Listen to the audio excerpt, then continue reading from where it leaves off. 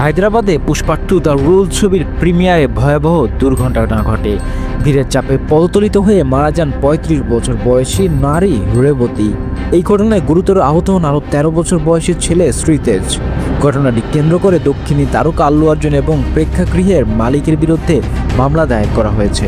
গত ৪ ডিসেম্বর হায়দ্রাবাদের RTC cross রোডসের চিক্কোদপল্লী এলাকার সন্ধ্যা থিয়েটারের রাত ৯:৩০টায় পুষ্পা 2 দ্য রুল ছবির বিশেষ প্রিমিয়ার শো অনুষ্ঠিত হয়।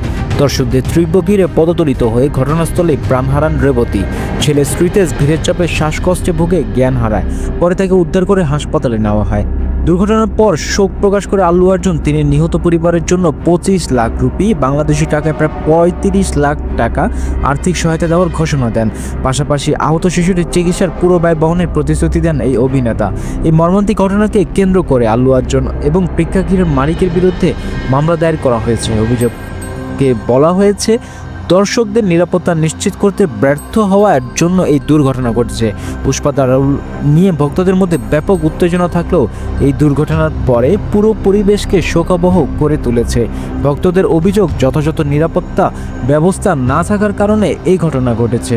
আল্লু অর্জুনের আর্থিক সহায়তা ও প্রতিশ্রুতি কিছুটা সান্ত্বনা দিলেও দর্শকদের নিরাপত্তা নিশ্চিতে আরও কঠোর পদক্ষেপ নেওয়ার দাবি উঠেছে।